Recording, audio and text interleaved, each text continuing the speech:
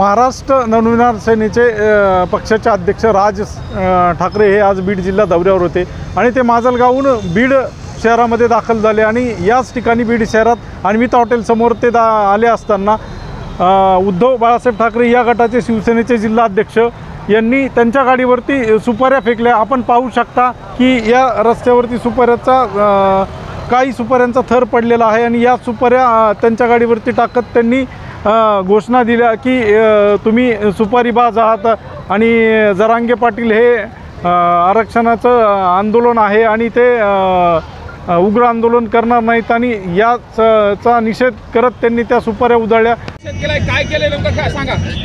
राज ठाकरेंनी लोकसभेला सुपारी घेतली होती, तसंच आता विधानसभेला सुपारी त्यांनी कुणाची घेऊन आले याच्याकरता आम्ही विचारायला आलो आणि आमच्या जरांगे पाटलाचं एवढं सुंदर आंदोलन चालू आहे, मराठ्याच्या गोरगरीब लेकरांसाठी ते विरोध करीत आहेत, त्याच्यासाठी आम्ही त्यांना विचारायला आलो तुम्ही कुणाची सुपारी घेऊन आलात, काय आंदोलन केलं नेमकं आणि काय हे केलं गेलं। चले जाओ सुपारी बहादर चले जाओ ही घोषणा आहे आमची। काय तुम्हाला मागणी काय नेमकी तुमची? हे कुणाची सुपारी घेऊन आले ह्यांनी हे क्लिअर करावं, ह्यांच्या जिल्ह्यामध्ये काही नाही पण हे कुणाची सुपारी घेऊन आले हे ह्यांनी सांगावं मला एकदा।